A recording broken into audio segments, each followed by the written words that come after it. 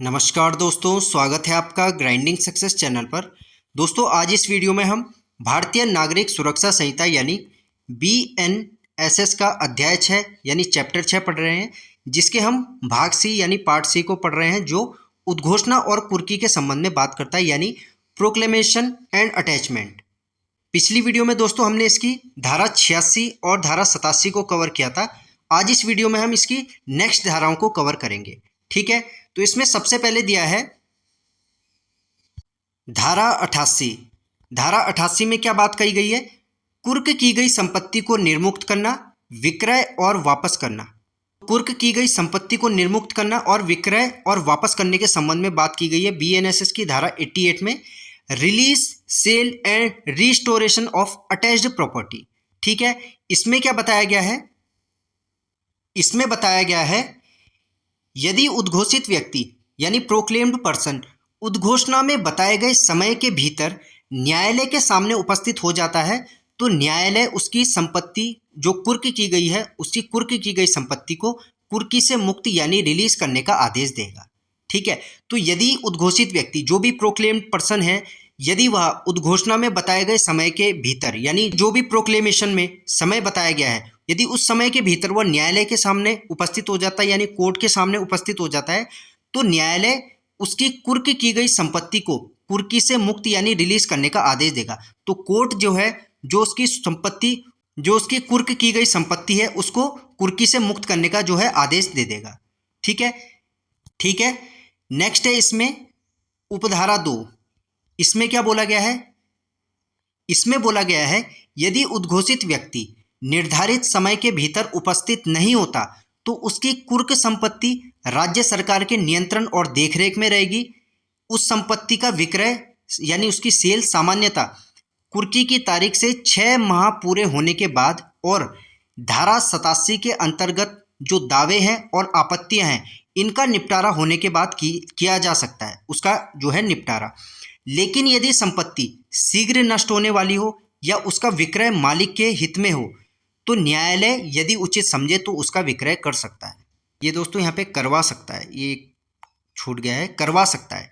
ठीक है, तो इसमें बोला गया है यदि उद्घोषित व्यक्ति जो भी प्रोक्लेम्ड पर्सन है, यदि वो निर्धारित समय के भीतर, जो भी उससे समय निर्धारित किया गया है, यदि उस समय के भीतर वो उपस्थित नहीं होता, तो उसकी कुर्क संपत्ति राज्य सरकार के नियंत्रण और देखरेख में रहेगी। उस संपत्ति का विक्रय, जो भी उसकी सेल है, सामान्यतः उस संपत्ति की सेल कब होगी, इसमें यह भी बताया गया है जो कुर्की की तारीख से 6 माह पूरे होने के बाद और धारा 87 के अंतर्गत जो भी दावे हैं और जो भी आपत्तियां हैं, इनका निपटारा होने के बाद उसकी सेल की जा सकती है, उसका विक्रय किया जा सकता है, जो भी कुर्क संपत्ति है, कुर्क की गई संपत्ति है। ठीक है, लेकिन यदि संपत्ति शीघ्र नष्ट होने वाली हो या उसका विक्रय मालिक के हित में हो, तो न्यायालय यदि उचित समझे तो उसका विक्रय करवा सकता है। लेकिन यदि जैसे संपत्ति शीघ्र नष्ट होने वाली है या ऐसी कोई संपत्ति है जो जल्दी खराब हो जाए या उसका विक्रय मालिक के हित में हो, तो न्यायालय यदि उचित समझे यानी जो भी कोर्ट को उचित लगे, जो भी कोर्ट को सही लगे, तो उसका वो जो है वह विक्रय करवा सकता है ऐसी संपत्ति का। ठीक है, नेक्स्ट है इसमें उपधारा 3। उपधारा 3 में क्या बताया गया है?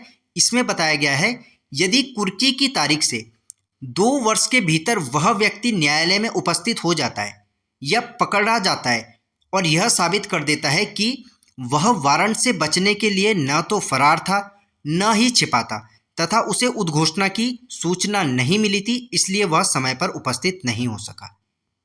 ठीक है, तो इसमें बोला गया है यदि कुर्की की तारीख से यानी जो भी कुर्की की तारीख है, कुर्की की तारीख से 2 वर्ष के भीतर यानी 2 साल के अंदर अगर यदि वह व्यक्ति न्यायालय में, कोर्ट में उपस्थित हो जाता है या उसे पकड़ लिया जाता है और वह यह साबित कर देता है कि वह वारंट से बचने के लिए न तो फरार था और न ही छिपा था और जो है उसे उद्घोषणा की सूचना नहीं मिली थी, इसलिए वह समय पर उपस्थित नहीं हो सका, तो इस संबंध में न्यायालय संपत्ति नहीं बिकी तो वापस करेगा। यदि जो कुर्क की गई संपत्ति है, यदि वह नहीं बिकी तो उसकी संपत्ति वापस कर देगा। संपत्ति बिक गई है तो विक्रय से प्राप्त शुद्ध आगम यानी जो भी नेट सेल प्रोसीड्स है उसको वापस करेगा। यदि उसकी संपत्ति बिक गई है तो जो भी संपत्ति सेल करके, जो भी उसकी प्रॉपर्टी को सेल करके पैसे आए हैं, तो उससे प्राप्त जो भी पैसा है या धनराशि है, वो जो शुद्ध आगम है, नेट सेल प्रोसीड्स, उसको वापस करेगा। यदि संपत्ति का कुछ भाग बिका है तो उस भाग की शुद्ध राशि तथा शेष संपत्ति वापस करेगा, और यदि कुर्की और विक्रय में हुए खर्च काटकर बाकी राशि उसे वापस दे दी जाएगी। ठीक है, तो न्यायालय संपत्ति यदि नहीं बिकी तो उसकी संपत्ति जो कुर्क की गई है उसको वापस दे देगा। यदि संपत्ति बिक गई है तो विक्रय से प्राप्त, यानी जो भी संपत्ति को सेल करके जो भी पैसा आया है, तो उसका शुद्ध आगम नेट सेल प्रोसीड्स वापस कर देगा उस व्यक्ति को।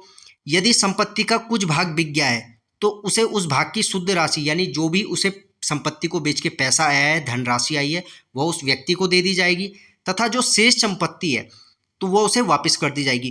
कुर्की और विक्रय में हुए खर्च काटकर बाकी राशि उसे दे दी जाएगी। ठीक है, शुद्ध आगम का मतलब क्या है दोस्तों? Net cell proceeds. जैसे दोस्तों मानो उसकी संपत्ति 10 लाख की बिकी, उसकी संपत्ति 10 लाख की बिकी, ठीक है, उसमें से यदि कुर्की और विक्रय में जो खर्चा आया, यदि वह 30,000 रुपये आया, तो इस 10 लाख में से 30,000 माइनस करके जो भी पैसा बचेगा, जो शुद्ध आगम होगा, वह जो है उस व्यक्ति को दे दी जाएगी, जो धनराशि है। ठीक है, तो कुर्की और विक्रय में जो खर्च हुआ है उसे काटकर बाकी राशि जो है उसे दे दी जाएगी। जैसे 30,000 रुपये कुर्की और विक्रय में जो भी खर्च हुआ है, इसको उसमें से माइनस करके, जैसे 10 लाख की प्रॉपर्टी सेल हुई है तो इसमें से 30,000 रुपये माइनस करके जो भी पैसा बचता है वह उस व्यक्ति को दे दिया जाएगा। ठीक है, नेक्स्ट है इसमें, नेक्स्ट है धारा 89। धारा 89 क्या बात करती है? कुर्क संपत्ति की वापसी के लिए आवेदन नामंजूर करने वाले आदेश से अपील, यानी appeal from order rejecting application for restoration of attached property. तो कुर्क संपत्ति की वापसी के लिए आवेदन जो नामंजूर करने वाले आदेश से अपील के संबंध में बात की गई है धारा 89 में। ठीक है, इसमें क्या बात की गई है? यदि किसी व्यक्ति की संपत्ति धारा 88 के अंतर्गत कुर्क की गई हो और वह व्यक्ति न्यायालय से अपनी संपत्ति या उसके विक्रय से जो प्राप्त जो भी धनराशि है वह मांगे, लेकिन न्यायालय उसका आवेदन अस्वीकार यानी नामंजूर कर दे, तो उस व्यक्ति को आदेश के विरुद्ध अपील करने का अधिकार होता है।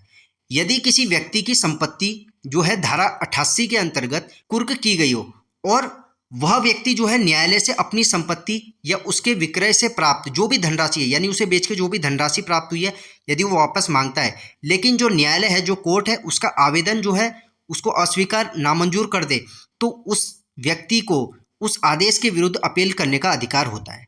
अब वो अपील कहाँ पे करेगा? वह अपील उसी न्यायालय में की जाएगी जिसमें प्रथम उल्लिखित न्यायालय के दंडादेशों से सामान्यतः अपील की जाती है।